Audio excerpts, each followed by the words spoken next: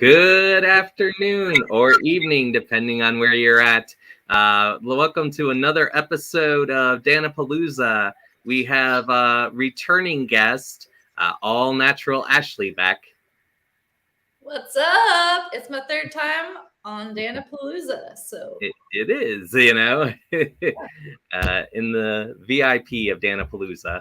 I'm on time this time. So today we will be taking a break from the wrestling world. So I know if some of you are watching, you are wrestling fanatics and you enjoy Ashley in the ring as well as I do. But today we're going to be talking about the other creative outlet that Ashley does and very skilled at, her artwork. Well, thank you. Yeah, it's exciting to get on and talk about another aspect of myself and show people what it's like behind the scenes. So are you self-taught, or did you have someone to mentor and learn from? Yeah, I've been taking art lessons since I was in the third grade. I believe I started taking some like semi-private. There were other kids in the class, but like private instruction art lessons outside of school. And, it was just something that my parents always nurtured. I was taking all the art classes that I could in high school, and then I decided to study art education when I went to college because I enjoyed art, and I was like, well, I know that there are schools that have art teachers, and that seems like a job I can get. And turns out it wasn't really what I wanted to do, but my degree was really a studio arts degree that was very focused on drawing and painting. So I have experience in clay and some sculpture and all the fun stuff, a little bit of graphic design, but definitely drawing and painting are my bread and butter, my favorites. So yeah, got a bachelor's of arts in art education. That's amazing. We actually have more in common now, because what people don't know is that I am also an artist, and I also studied graphics when I was in college, and I have been taught. I was taught by a Disney artist, so what? That's cool. Yeah, by a Disney artist, and then I took classes, and I've taken like oil painting, and I've done just acrylic. Acrylic's my favorite because just oil takes forever to dry. Mm-hmm. And then I haven't done much clay work. I used to just doodle and everything. Like like in my math, like if I was bored on algebra, I'm like, all right, I'm gonna draw Garfield instead. Mm-hmm. I don't know the answer to this. Oh yeah. I don't know how I got the grades that I did in school, because I was definitely doing a lot more drawing in my notebooks than I was listening to the teachers and doing what I was supposed to be doing. So yeah. The power of osmosis, I guess.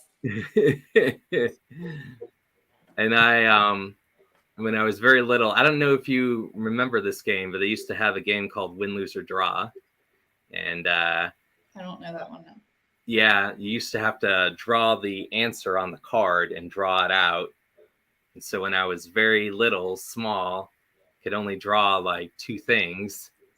And it was either a Ghostbuster or a rock. Oh. I was like 5, and I was just drawing that. And then we played it when I got older, and it was like the Washington Monument, which is like a bigger step, than just drawing Ghostbusters. So then I'm drawing the pillars and everything, and people are like, rock, Ghostbuster, that's all he that's all he does. And I'm like, no, I graduated. Yeah. Draw more now. I got some new tricks up my sleeve. Watch out, bro. I do. And and my uncle was still like, Ghostbusters at the Washington Monument. I go, sure, I'll just draw some stick people and we'll be done. That's a lot to draw. It really is. So, but I always like telling that story because when I was little, I wasn't the best drawer, and people didn't want me to draw on their team. And then I got better. Then everybody wanted me to be on their team to draw. So I was always curious, did people always want to work and collaborate with you as an artist? I don't know that I really got a lot of opportunities to work with people, but I can remember very specifically there was a boy in middle school that I maybe had a little bit of a crush on, and he might have asked me to do his art projects for him in our class, and I might have done like a slightly less good of a job than I would have on my own, but I did. It never paid off, or maybe it did because anyway. But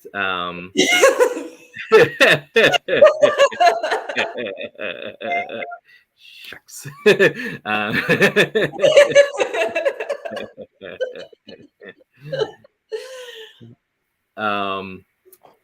So yeah, it's really hard to transition. Anyway, we can see in the background that you're working on a lovely piece right now with your I believe I want to say it's a sparrow. It's a robin. Oh. Yes, now I see. Yep. Oh man, I'm so bad at this. Doing the opposite camera thing. Yep. So you have a robin out on forsythia branches, and I'm kind of working on fine tuning the negative space. I'm sorry, the lighting is not great. I don't know if you can see it a little better now. Yeah. I'm sorry. So when you start to do that, do you draw the bird first, or do you do your background first? How do you work the canvas?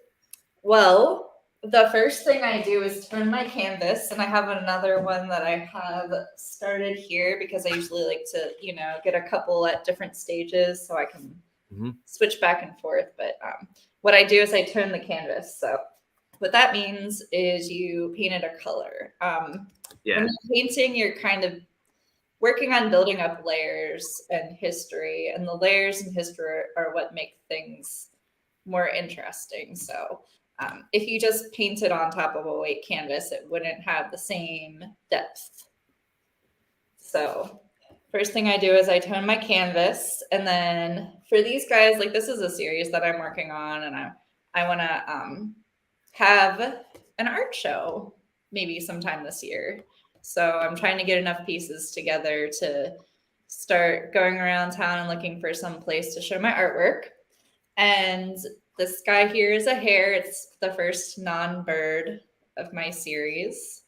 Okay. But, what I do is I cut my subject out of some textured wallpaper. So that's my secret. Maybe I shouldn't be telling everybody what it is because how did you do that? All I did was just draw that and cut it out with an X-Acto knife. And then I just use some Mod Podge and I adhere it to the canvas and I tone that brown too. And then I paint on that. And then I'll move into whatever the critter is sitting on. So this guy's sitting on some forsythia flowers. Very, very spring themed painting. And then I start working into the negative space. So the negative space is the space that's kind of not used in art terms, or you might also call it the background. Get one that's more done. But when I'm putting down the white layer, I'm working with the fact that there's brown underneath, so it creates more depth. And the white doesn't go on perfectly to cover it, so I can go in and create more layers and more textures and kind of imply things exist. So this is this is my technique that I have been working on. But this guy, for example, hopefully you can see it. The flamingo. Yes, flamingos, some palm trees, and then I kind of implied a little bit of like the soft water and the waves washing onto the edge of the shore, sort of thing, to create some depth and texture. And I didn't do anything with the color except for add more white on top. So Yeah, I think it's good because it drives all the focus to the flamingo, you know? thank you. Yeah, and everything is just kind of soft. Like this one has implied snow texture. Oh, there you go. So some of them are just, about creating visual texture. Like this one, I kind of echoed the shape of the pussy willows with the white. Now, do you do it all in one sitting, or do you do it like an hour or so and then come back to it? It kind of depends on the day. Like sometimes I'm in the zone and sometimes I'm not, Sometimes my attention span is good, sometimes it's not, sometimes the creative inspiration is flowing, sometimes it's not. So I've been working on this one for like 20 minutes or so before I started talking to you. So not like super long, but Okay. Sometimes I can sit down for a whole day and have no idea that I just was painting all day. I think that's what the good thing about it is because when you self do it versus a class, it's not a race against time, like I got to get it this way, the lines, everything's got to be proportionate and I got to be done before the hour and a half class ends, versus I have several hours. I could just create, I make a mistake. There's no time limit on that. Is that what you enjoy? Like that you're able to go freely and whatever pace and it doesn't have to seem like a rush? It kind of depends. Like sometimes a little bit of a deadline or something can be good for me. So I will try to set goals and make deadlines for myself so that I have something like tangible to work towards. But the time limit thing, I don't know if you've done any figure drawing, but figure drawing was one of my favorite things to do. You know what figure drawing is? Yep. Where you draw from the human figure. Usually you have a nude model and you have different amounts of time to draw. So like you do gesture drawing, which basically you just want to capture the shape. You keep your pencil moving. You're not really like getting too specific with the form. And then you have maybe like a 10-minute drawing that shows a bit more detail. You're going to take some time to like measure and get angles correct. And then maybe you sit down and have like a 2-hour drawing of a model. So I kind of like thrive off of that too. Like I used to go to figure drawing sessions every Thursday night before I started wrestling, and it was the best. Like such a good form of meditation because all you're thinking about is the thing that you're drawing. Your mind's just clear of everything else and you're just letting it flow, and it's awesome. But there's also something to be said about being able to work on your own time and set your own goals and like be an adult and be your own artist and not answer to anyone else about what you want to do with your artwork because it's your own art. Not your professors, not your friends, not your moms. Yeah. I've never done figure drawing sketch, but I've been the model before. So wow. I know what I could ever sit still that long. And I did. It was back when I was in college, and I still had a fedora on. Back nice. then. But you got a nice little piece of money to do that, didn't you? I think at least like the models did at my school. They didn't the models at our school to be nude, so you always had to wear something. Oh, yeah, we definitely had nude models. Yeah, they were like no. So yeah, But I remember feeling very awkward and uncomfortable with it when I first started doing it, and then quickly it became like one of my favorite things. yeah, and I could Do it see more. why at first it could seem awkward because you don't you're wondering how your piece is going to come out, and it's a new challenge, and and sometimes people are like, oh well, that person's naked, and like when they first start, like it kind of messes like When you're like you know years old and you like have lived a pretty sheltered life, and you're like, oh, yeah. naked people. You're drawing it. I don't know. Am I supposed? Is this too much detail for right there? I don't know.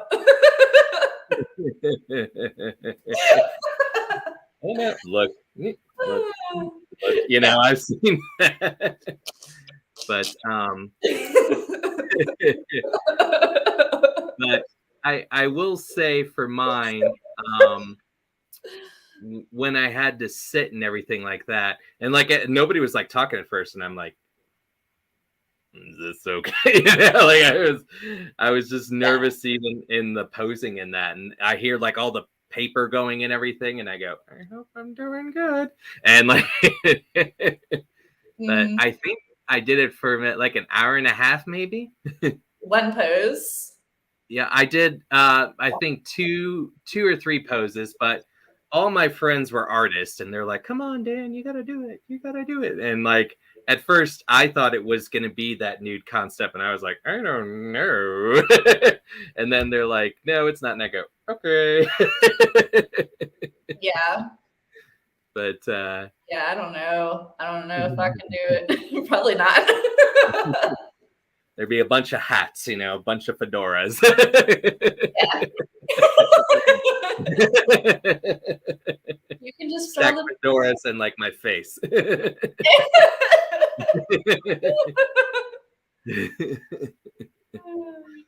Classic. Yeah. But I also know that I've done a little bit of clay work.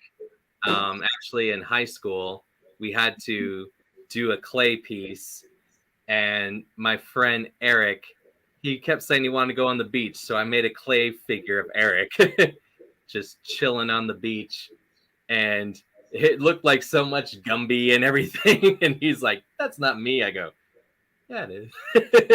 Wearing shirt, shorts, red sneakers, that's you. That's clay you. Yeah, it's art. So but it was cool to do that, because it was cool because I had a sand and I had a palm tree and he had dreads, and it was cool when it came out of the kiln, so I could see it. People made cups and whatnot, and I'm glad I did something different. Yeah, definitely. Oh man, have you ever thrown on the wheel? Pottery wheel? No, I always feel like it's just gonna go. I'm gonna try fixing it the whole time. It is so hard. Like, so I never did ceramics before college, and my professor would give us these insane amounts of stuff to do. Like, it's like, all right, like you do the cylinder, you have to wedge your clay, and the point of wedging the clay is to get out the air bubbles. Well, at the time, I was definitely making more air bubbles. And then whenever you're throwing on the wheel, like the wheel's turning, you got your lump of clay, you stick your fingers in there, create the little well, guide it up. You get that little like ripple on the outside, and then you hit an air bubble, and the whole thing's like, I was not good at wedging the clay. Like, it was really hard, and I didn't have the strength at the time to do it properly. And it was just like, I've never struggled so much in my life to make such bad stuff. And like if you've ever made ceramics, you know that the bottom isn't supposed to be super heavy. And like all of my mugs were like freaking like 5-7 pound mugs because I couldn't like get the clay to go up high enough. The weight lifts for the cup of Joe in the morning. Yeah. 10 more reps. Yeah, it was so stressful. Oh my god. I enjoyed like the glazing and stuff, and hand building with clay is a lot of fun. But freaking sorry, it's like it is rough. And I know like once you get good at it and get the hang of it, you know, I'm sure it's a lot of fun, but like I did not my thing. And that's okay. They tried to have me do it one time, and they're like, you know, it's like the movie Ghost. And I go, does that make me Patrick Swayze? And I make the pot. Yeah. Everybody says that. They're like, ooh. Like some guy's trying to hit on you, and he's like, oh, you want to do like the ghost thing with the clay? I'm like, no. Just throw it over. Play in face. This is the extended version of Ghost. But you're not a ghost. No. You're a living. You're in your body. Yeah. In your flesh suit. So, yep. Ceramics, and then if you don't get all the air bubbles out, that shit will explode in the kiln, and it will not only destroy your project but other people's projects too, because it's like shrapnel going off and it gets lodged in other people's projects, or it'll like explode other people's projects. That was a real jerk.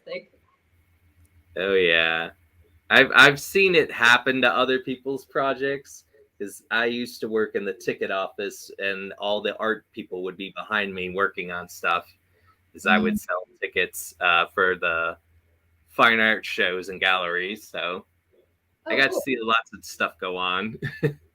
I thought I could be cool and multitask and do that at the same time, but I can't.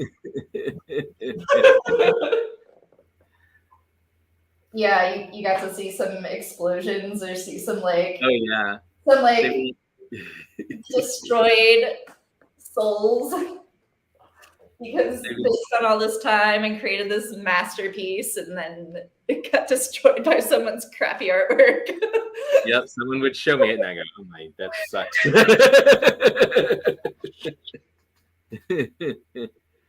I'd be like, this is why I don't do that.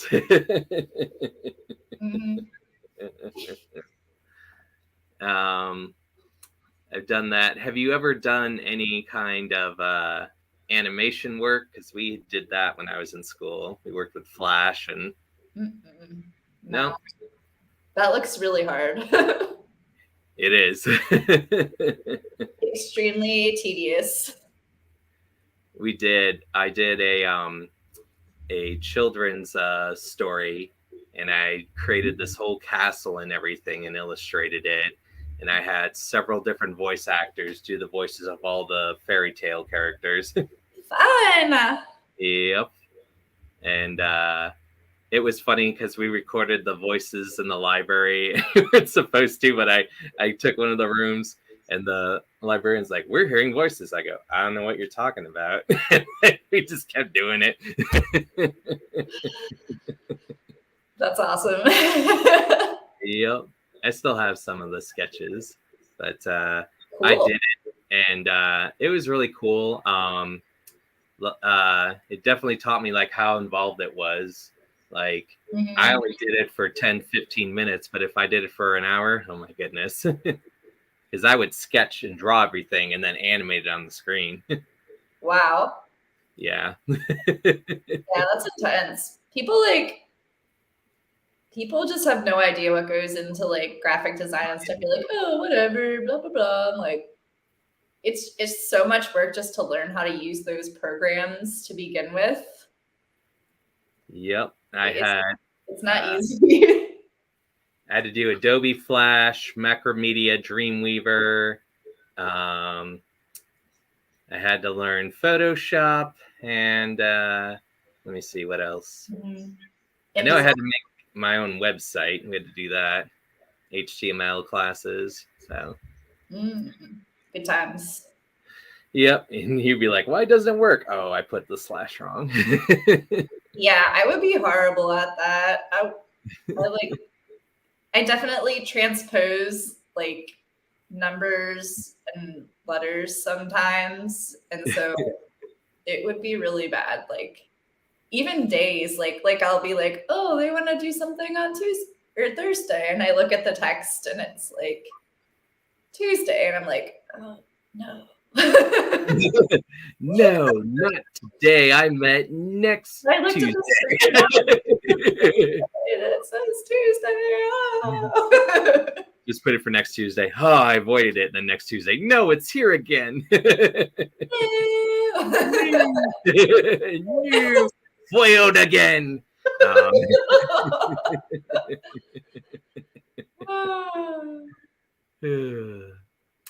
But yeah, I have one of my art pieces. I guess if you want to see one of my artwork. I do. I've seen some of your paintings before at the show.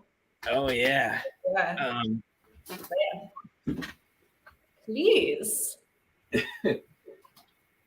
I have these are acrylic pour where you select the colors and you put them in like cups and then you move the canvas around to make a design. Fun. So here's this one. Ooh, that's cool. So you would pick like the pink and the purple and the red, and then like you would do a pour and then you would maneuver the canvas. It looks like a jungle flower. I don't know. That's what I see.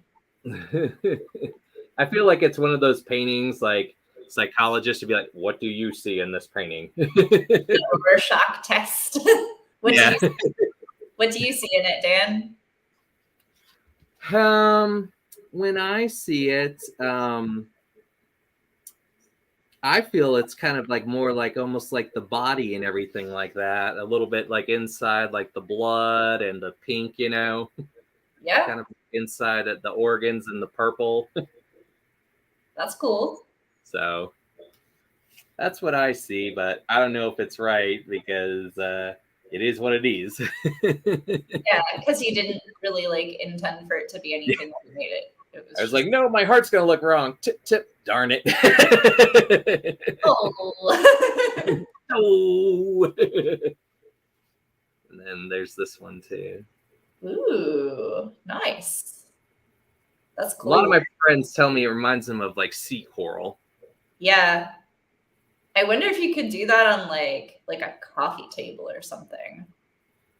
A piece of furniture. Might be able to, but I just remember like when I was like tipping, because they had like these pans out, you know, to catch stuff, and I'd be like tip, oh shoot. Then I go and tip it the other way, try to balance it. Yeah. So I definitely couldn't do that in my apartment. Please like outside. But you should definitely, if you ever get a chance, try it out. It's a lot of fun. Yeah. Do you water down the paint a little bit first, or do you? I went to an artist's place, and they kind of had it set up, and like they had someone kind of give a little bit brief instructions, and then just let you go at free will. But I did one, and it's a flower one, and I just took really bright colors, and it kind of looks like rose petals, and I watered it down a little bit. I put them in cups and watered them down, you know. Yeah. And then I just tipsy-turvy. Because obviously you need it to be a certain consistency. Like it's got to be it's got to be thick enough that it's gonna kind of like glob a little bit, but runny enough that it's gonna. Yeah. So yeah. I'm sure there's a YouTube video or something. Oh yeah. It's a lot of fun because it's like you're doing stuff and you don't have to put a lot of thought into it. You can just see what happens. Yeah, that's good for your brain because it's easy with artwork to get, you know. Oh, I know. Too hard on yourself. There was definitely a number of years where I had just like mentally blocked myself from being able to do any artwork at all. because I had gotten too hard on myself about it and was trying to make everyone else happy with my art instead of making it for myself. And finally, I mean, just recently, I was like, you know what? Like, so what if my college professor thinks that it's lame to paint things that aren't about like social justice or like very deep topics? I just want to paint a bird because birds are pretty and I like them. And I want to make pretty things because I like that. And that's what I'm going to do. So there.